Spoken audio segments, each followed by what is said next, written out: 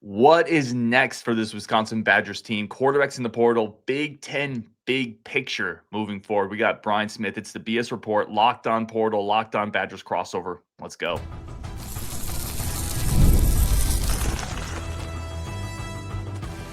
You are Locked On Badgers, your daily podcast on the Wisconsin Badgers. Part of the Locked On Podcast Network, your team every day. What is going on, Badger fans? Welcome to Locked On Badgers, Locked On Portal crossover edition. We got Brian Smith, Ryan Harings. Thank you for tuning in. Thank you for making the Locked On Podcast Network the #1 sports podcast network. Today's episode brought to you by Game Time. Download the Game Time app, create an account, use code LOCKEDONCollege for $20 off your first purchase. Today's episode, the Big Ten big picture moving forward. Where might the Badgers fit into that? Lots of new coaches, lots of changes in this landscape. Portal needs by position for the Badgers. How do they get a quarterback? Who could that quarterback potentially be? And where did the Badgers go from here?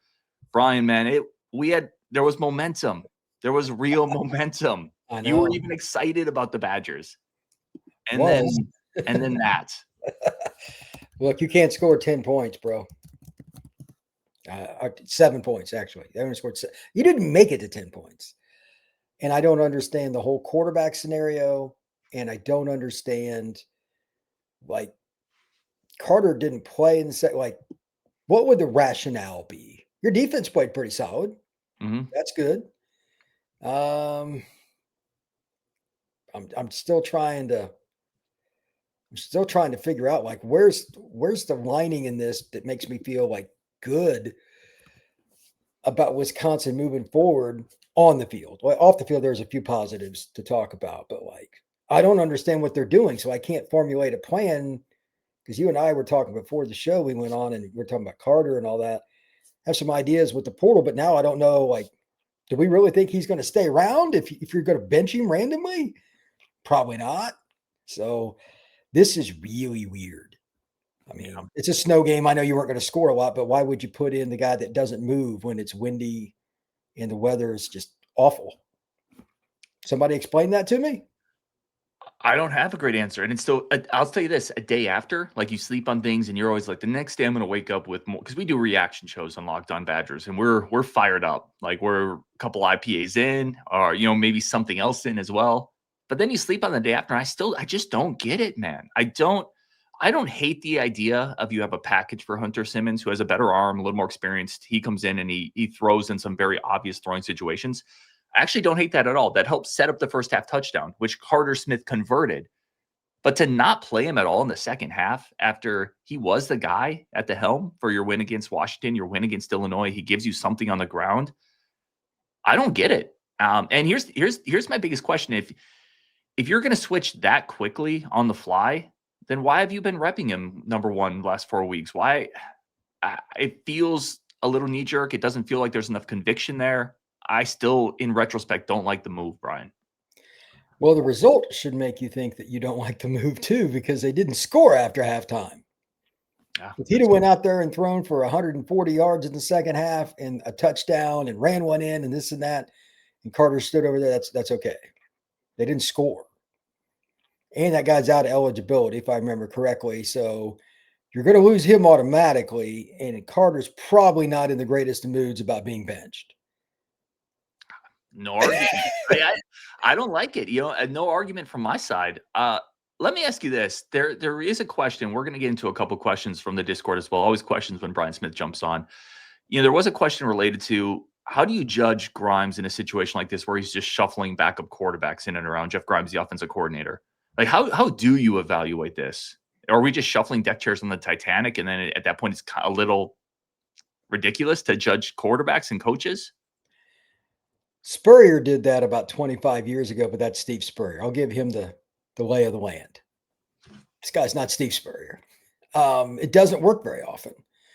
The only time I've ever seen it really work is when you have a guy that's like an option quarterback or somebody that's just dynamic. And Carter's not on that level, but even so, he can throw it. I mean, I've watched him up close. I've stood next to him while he's throwing before. And there's no nice way to say this. You guys weren't going to a major bowl or something, win or lose anyway. These games are practices for next year. I know that's not a friendly way to say it. You need to evaluate Carter Smith No offense to the guy that's leaving the program. He was at an FCS program. He's done anyway. Now you might be done with Carter. Why would you go that route? Yes, so Listen, I think it's a good point. I will say this: there's intangible value to the X game, right? You're very correct that big picture Wisconsin's not going to any bowl game this year anyway. We've talked about that before. I would have stuck with Carter Smith because I think you need to let him develop and then give a package to Hunter Simmons. Again, that's what I wanted. I didn't hate Hunter Simmons coming in for packages. But yeah, man, I just big picture, I don't understand how this makes sense. And even a day after, I'm frustrated by it. I will say this: you talked about what do you maybe build on if you're a Badger fan in a program where the optimism may be going to the offseason. I think you saw some of what Coach Tressel is able to do when he gets some pieces in the front seven. Some of those pieces are coming. yeah. Not all of them, but some of those pieces are back. Those inside linebackers are back. I think that's the optimism you build on, because even in this game, the Badgers defense wasn't the problem. I was going to say the same thing. Like, look at it this way. If you went through the last 6 games, how many reps did your defense take and how many reps did your offense take? I'm going to wager pretty strongly the defense saw more reps than the offense. Just those guys held it together with freshman linebackers playing a good deal of that. By the way, that is wild. Congrats to them. They're both very good players. But they've got some pieces there. Now the question is, can you put A, more around them, B, keep them? Because I guarantee you their inbox is not empty. There are going to be offers that Wisconsin's not going to like hearing because they're not going to match them. Kids just got to want to stay. So that being the case, if you can get a couple pieces around them and Carter does come back, you could be a decent team next year. But I remember the last time I was on, you were talking about some guy that's a booster is going to spend more money, blah, blah, blah. I know everybody wants to talk about portal additions. And by all means, I'm here for it. I run the portal podcast, for crying out loud. But for the Badgers, the number one priority through number 10 is retention. Because I'm going to tell you right now, any of these young players leave, it's going to be like your soul is being ripped from your body. Poser is one of these guys transfers to Oregon or fill in the blank. I mean, it's going to be crushing.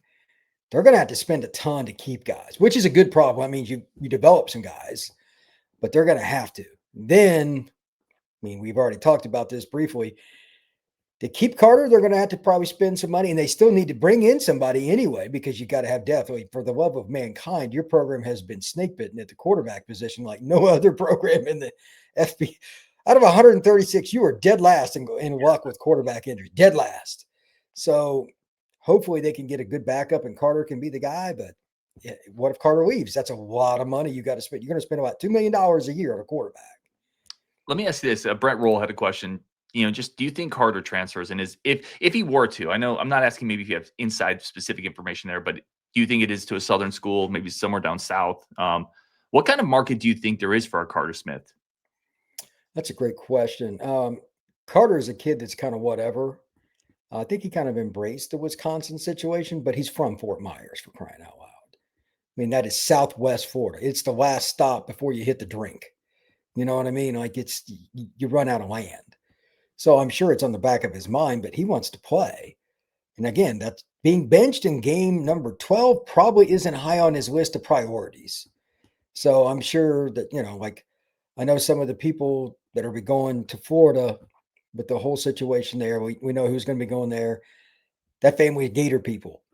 That would be like if they reached out, he would take the phone call, I'm sure. And I'm sure there's about 10 other schools that have probably spoken to. Wouldn't be surprised if Indiana reached out or anybody else too. Like anybody that lost a quarterback. This is a guy that was a top 25 quarterback in college football recruiting. So he's going to have a plethora of options from every school in the SEC and ACC in the back office, or at least once his name hits the portal, they'll all at least entertain him in some capacity. The warm weather, I just think it's more about him playing. Carter's a really competitive kid. Great stuff as always from Brian. We're going to take a quick second here. Come back. Portal needs for the Badgers. Potential quarterbacks they could target. We know they're going to need to target some quarterbacks. Who are some potential guys they could target? Plus, big picture Big Ten coming up next on Locked On Badgers. First, a quick second for our friends of the show over at Game Time. Game Time's our incredible friend to get tickets to really wherever you need to get, but specifically Specifically, Brian, the World Cup is coming. One of the greatest sporting events in the world. It's coming to North America for the first time in 1994, and there are 48 teams for the first time ever. It's going to be massive. But let's be honest, getting tickets is always the hardest part of this stuff. That's where Game Time app is clutch, finally giving fans the real advantage when it comes to finding those seats and snagging those amazing value spots. With Game Time, you can track price drops in real time, get alerts with great seats open, and buy tickets the moment they hit the app. It puts the power back in your hands and makes going to the World Cup realistic instead of impossible and frustrating. Pick a game, tap a section, and have your tickets locked in minutes. No confusion, no hunting for prices. And what you see is what you're going to pay. That's one of the great things with Game Time. There's no hidden fees. Take the guesswork out of buying World Cup tickets. Every match, every event with Game Time. Download the Game Time app, create an account, use code LOCKDOWNCollege for $20 off your first purchase. Terms to apply. Again, download the app, create the account, use code LOCKEDONCollege for $20 off. Swipe, tap, ticket, go. Download Game Time today. All right, Brian, let's talk some portal here. Let's talk quarterbacks. Where could the Badgers potentially look? Who are some of the big names that could hit the market that would also potentially make sense for the Badgers? Make sense is the question, because after what just happened with the game against Minnesota, what are they running? Because they went from a running quarterback to a statue. I don't even know what they're running, so I'm not going to be able to address what makes sense, because I don't know if we just saw anything that made sense. But I've been told, this was a week or so ago, DJ Lagway is a guy that's going to leave. I don't know if that's going to be the case. With Summerall, it sounds like he's going to Florida. But whatever the case may be, there are going to be guys like that on the market that didn't quite make it. Plus, let's talk about Old Dominion's got a quarterback like the North Texas thing. That kid's going with the coach up to Oklahoma State. You're probably going to see a few things like that around, but it's probably going to be more G6, FCS guys that moved up, and then a few DJ Lagway kind of situations mixed in. Another guy, trying to think of the backups. One of the Ohio State quarterbacks will surely leave after this year, because the youngest guy is the starter. Yep. That screws up your depth chart 100%. Notre Dame's backup. He's got 2 years left of eligibility. He's really mobile. He can throw at Kenny Minchie. Wouldn't be shocked if he's on the market.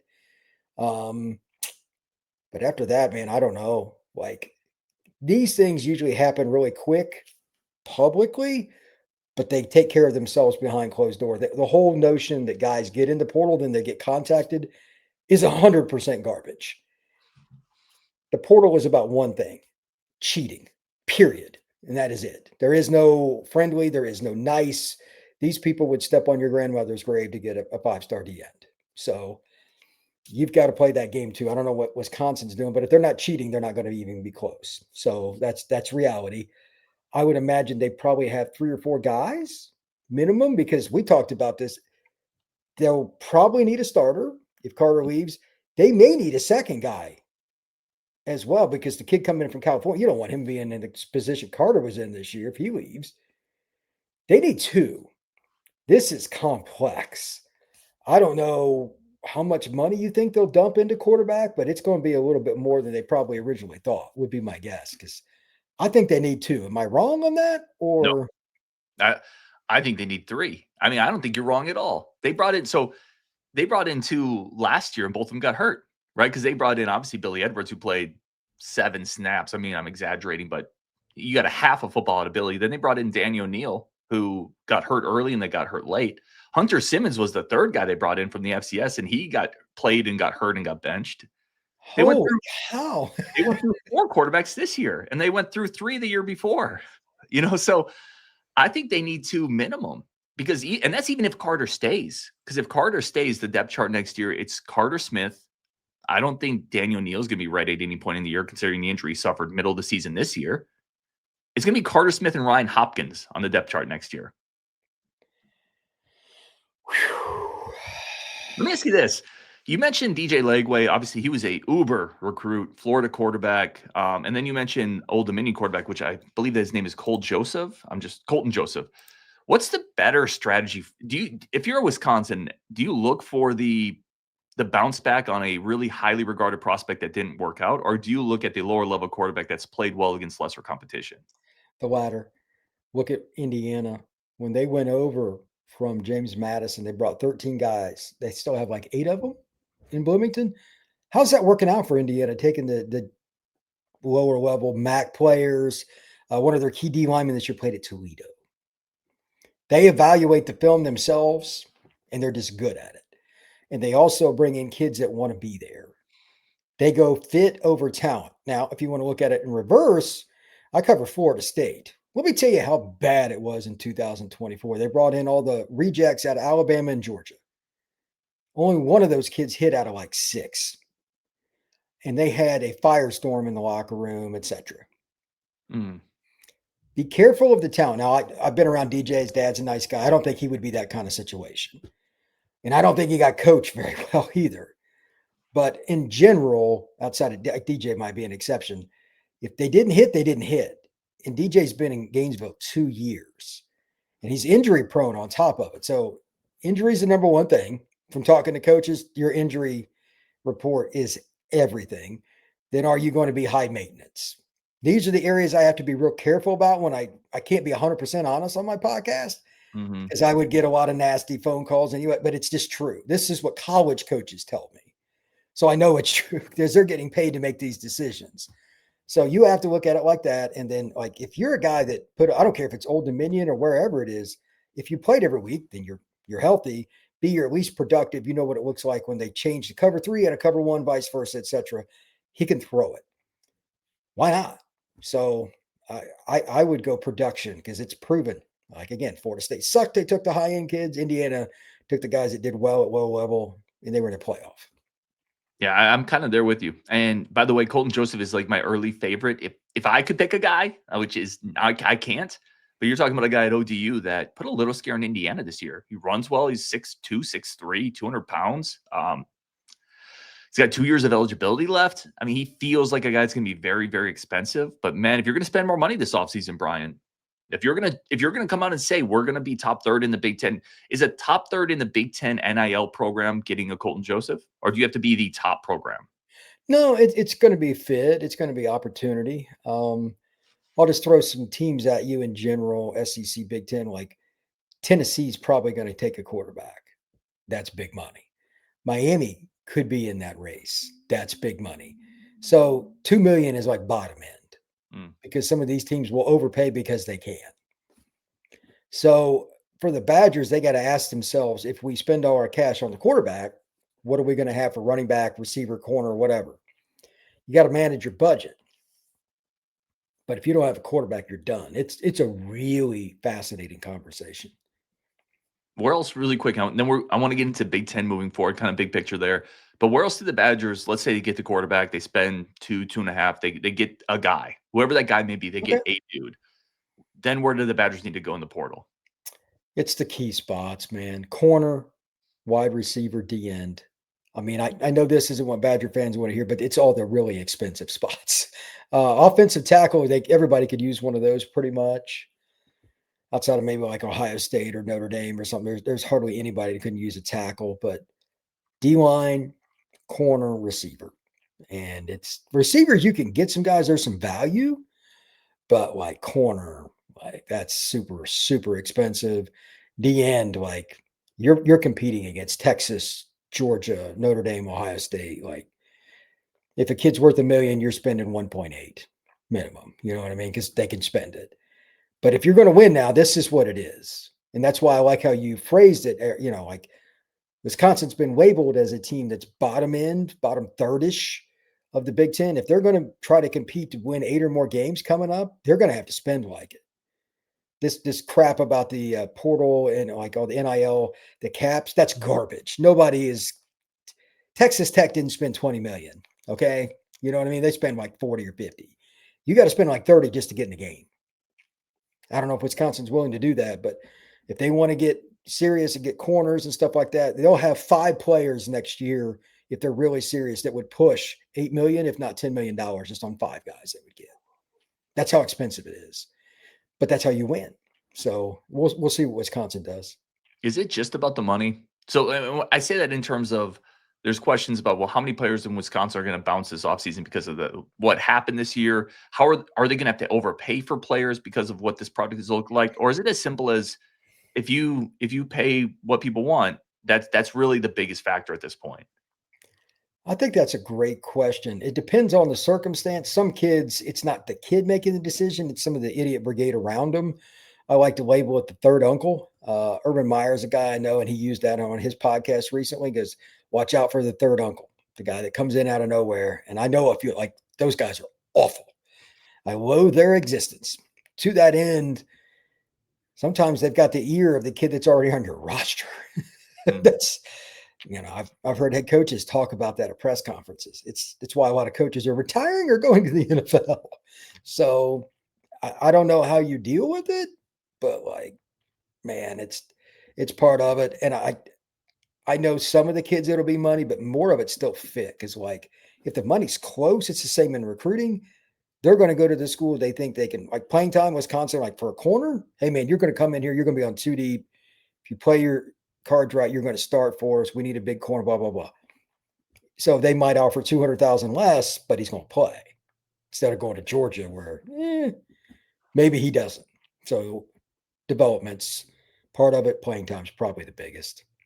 That's great stuff. All right, we're going to take a second here, come back with the future of the Big Ten. What does it look like moving forward? Where might Wisconsin fit into that? This is going to be a fun discussion. That's coming up next on Locked On Badgers. First, a quick second for our friends of the show over at Omaha Steaks. And it is the holiday season. It's super easy to find perfect gifts on Omaha Steaks. Whatever you need. Like, a lot of people stress about finding the perfect gift. Omaha Steaks has you covered. They make it too simple. Whether you're treating yourself, which is a great gift to give yourself, or you're doing something special for someone special, Omaha Steaks delivers handcrafted perfection right to your door. This week is the best time to jump in. Omaha Steaks, their cyber sale is here, so you can get that stuff before the holidays. You can get it locked in, and then you can just sit back and relax, watch football, watch sports, and chill. The deals are huge. Omaha Steaks is not just the quality, which is incredible, but it's also the variety I love.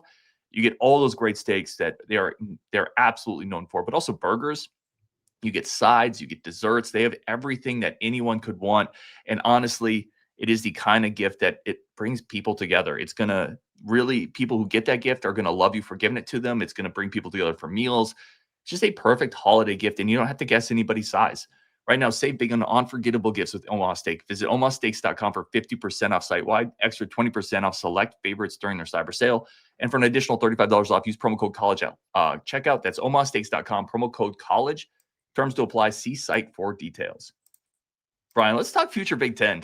Let's talk where this conference is, where it's headed, where Wisconsin might fit into this. This is wild. Ohio State's kind of at the top, but at the next level, even Oregon, maybe Penn State, who knows? Like Michigan, they're not anywhere near where they should be. There's some volatility beyond Oregon. I think Oregon's the second best program. USC, are we buying they're really going to be good? I'm not until I see them win some road games against teams that actually have a quarterback that's healthy. No offense, but Raiola got hurt in that game. They won. Mm-hmm. Why couldn't somebody like Wisconsin or Iowa or anybody, like, I don't know what in the world's going on in Michigan State, for the love of mankind. Something Fitzgerald is going to be the guy there. That's a late coaching decision. Pat Fitzgerald is the next coach there, is what I'm hearing. Do you like that? At Michigan State? That's what I'm hearing. I don't think it's been finalized. I personally don't love that, but I can see the appeal. They want stability. They want stability. They want kind of an adult in the room. Fitzgerald had some really bad years at Northwestern. It is Northwestern, and we get that. But there were a couple one-win seasons at Northwestern towards the end there. Yeah, I don't know how he'll deal with the kind of players they get at Michigan State. That'll be interesting, but okay, whatever. Indiana's the wild card. They're going to lose Mendoza. So my question is, let's just say Indiana, Penn State, Oregon, USC, Michigan, the basics. Can Wisconsin get into that next group in the next 3 years? I say yes, but I also say they could be right where they are right now. What we were just talking about prior is pivotal. They got to spend. Mm-hmm. There can't be any cheap. And I know I forget the guy's name, but that booster is part of it. But they got to dive in heavy into it. And they probably always need to consider staff changes. Even when Bama would win 10 games, there were years Nick fired people. I mean, it's a dog-eat-dog world, bro. So maybe there's somebody they need to get rid of. Maybe there's not. But whatever it is, back office, assistant ADs, anything they need to do, it's a possibility. Is there anybody that you think, like out of their right, like Minnesota's, they've recruited a little better than Wisconsin, but they're not like heads and shoulders above them. Iowa is like they're just so well coached, it's Yeah. ridiculous. I mean, I know Wisconsin fans hate here, but it's not close between those two teams right now. And they actually have a decent quarterback recruit coming in. That would be my worry, is what Iowa does if I was you. Do They you actually think? finally got a quarterback. Look out. Holy cow.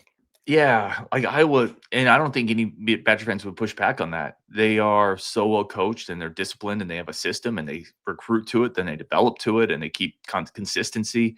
What about Penn State? Does it feel like Penn State maybe regrets firing Franklin? Do you think? I at the time I thought that was a rash decision. I didn't love it because the guy coming in, you basically need him to win a national title. Otherwise, you're taking a step back from what Franklin was doing there. And now you see some of these coaches coming off the board. Where is Penn State pivoting here? Brother, I don't know. I'm sure it was fake, but I've seen different coaches, like multiple coaches. Oh, he's going to Penn State. So I know there's people put these fake posts on X and stuff like that. I have no idea who they're getting at this point. Maybe while we're doing this podcast, they got somebody. But like that spot's making me a little nervous because their expectations and how many people have said no do not match. It's like what are they down to, like number 6? I mean, I just Maybe they it's get Franklin back. Maybe they bring him back from Virginia Tech. I don't know. oh my God, bro, it's bad.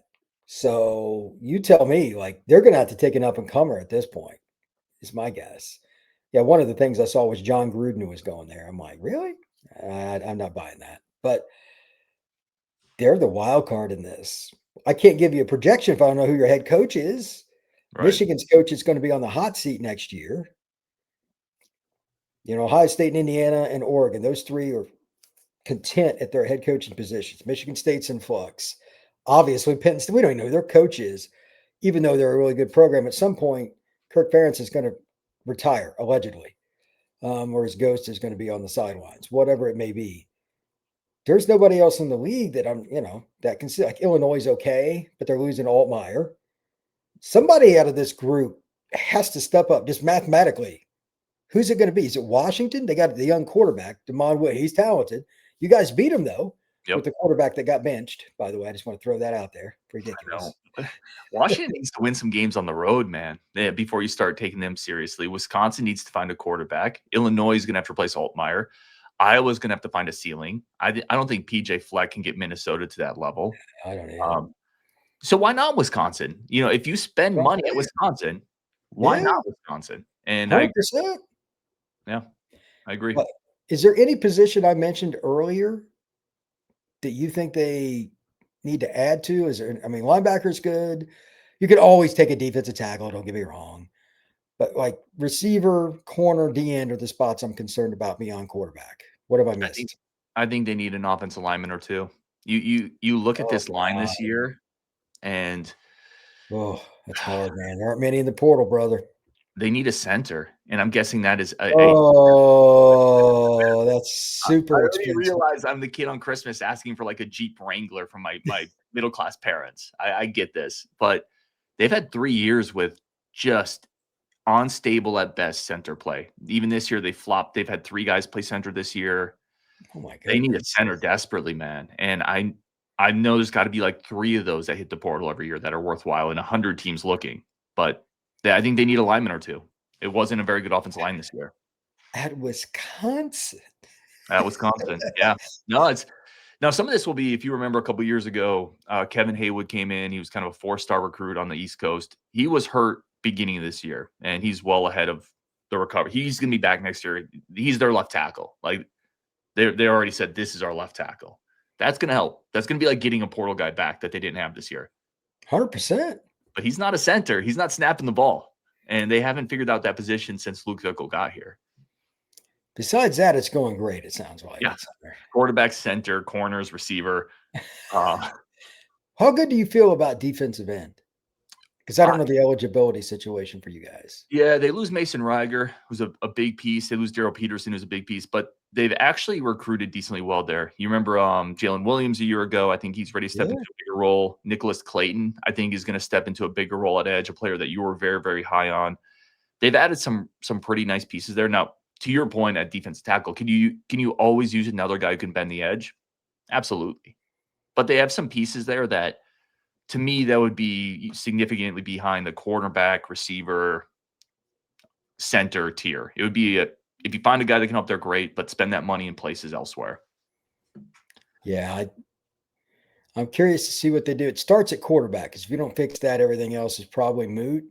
They need to get that not only done, but done quickly so they can move in and get everything aligned. They need to drop some cash. I don't know if they can get it done or not, but we need Wisconsin to be viable again. Agree. Like I need that. for Ryan's sanity, Yep. and like for his, psychiatry bills going down, we need the Badgers to be better. That's what we need right here. Let me hit you this, talking offense line. Then I have a couple quick questions for you too, as I wrap this up. The Badgers did get a commit in 26. Offense lineman out of Massachusetts. I just want to pull up the actual town because I forget it. Arlington, Mass. Brady Bekenis. I'm gonna throw this film up here. What'd you think of Brady Bekenis? Watching some clips of him. He's a really powerful kid, and I was shocked at how well he moved in space when it was a screen. That's always the test, especially like the kids in the Northeast. The competition's not very good, but he moved well in space. It shocked me. And obviously, he needs some technique. Keep your head up, son. But he gets his hands on somebody, he buries them.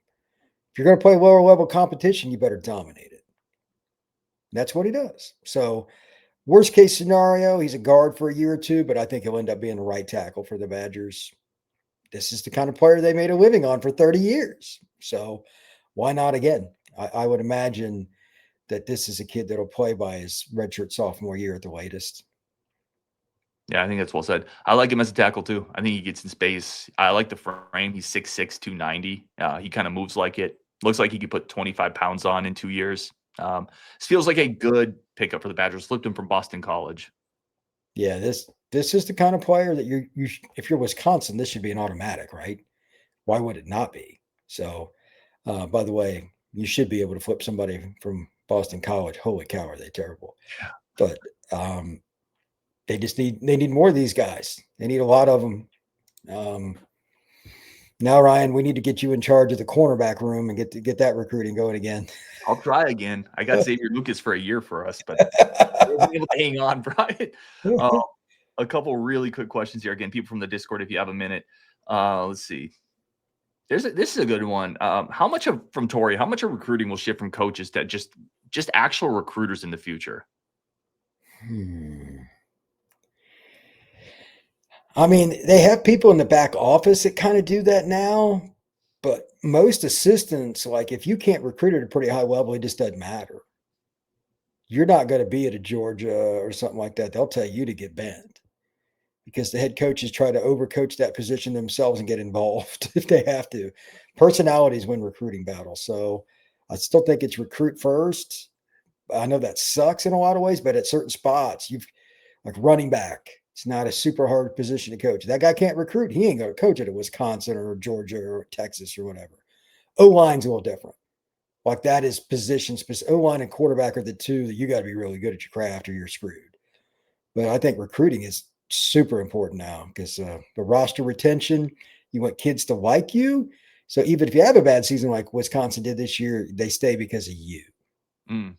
It's roster retention, brother. This one, as someone who reports on a struggling FBS team, parentheses FSU, how do you cope with the team being so bad and no fixes in the foreseeable future?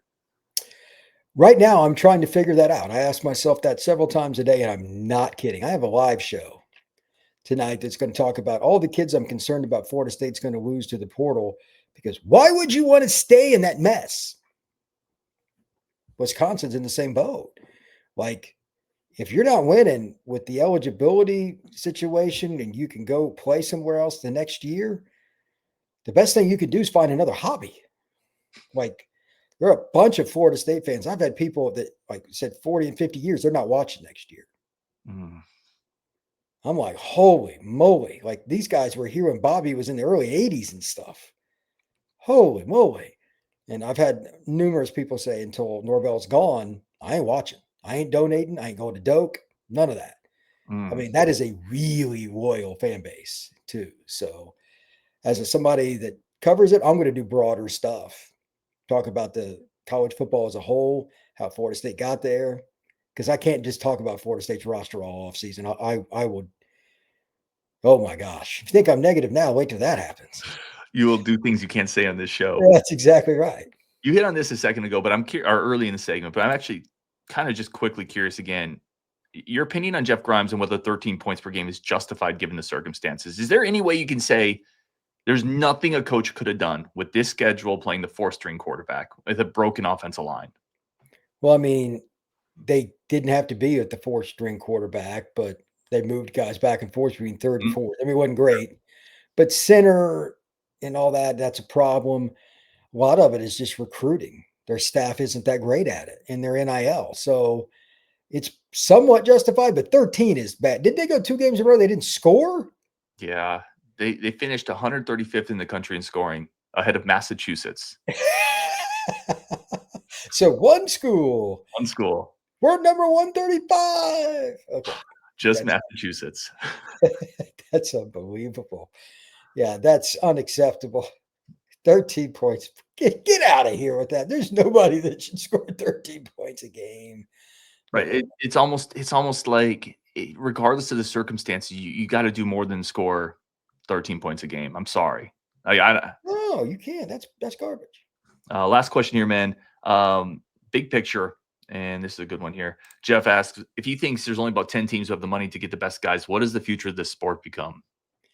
Well, it's been pretty much the same. It's just changed a little bit on who it is. Like there are a few schools like Nebraska, like they're spending a lot, but kids just don't want to go there. You know which schools are that are just located in the right spots, et cetera. And then, like Michigan can obviously buy guys, et cetera. But the sport just is what it is because of the court rulings about NIL. It just is what it is. So either you spend or you lose. I mean, I know that's not very friendly, but there maybe 15 schools that matter. And then there's a bunch of schools that need that right perfect quarter, like Georgia Tech doesn't spend a ton. How much are they going to lose when Haynes King leaves? Like, how do you replace Haynes King if you're Georgia Tech? They could fall off a cliff. Yeah. They could be 5-7 next year in a heartbeat.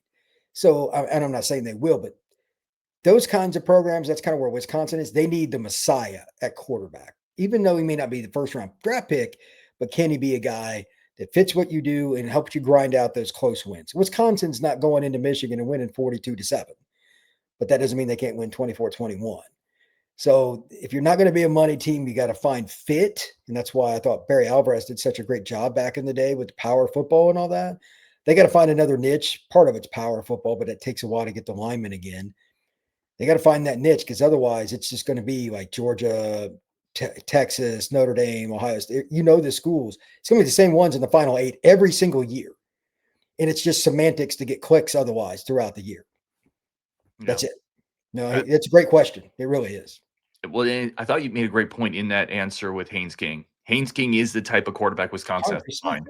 He's not going to be a 1st, 2nd, 3rd round pick, but the dude that's the guy that if Carter Smith were to stay, you're like maybe Carter Smith could become Haynes King. 100%. They're very similar in their style of play, their frame and everything. 100%. Yeah, I think that's really well said. He is Brian Smith over at the Portal Podcast. Go check out his work. I'm Ryan Harings, Locked On Badgers podcast. Thank you for tuning in on Wisconsin, and we will definitely talk again tomorrow.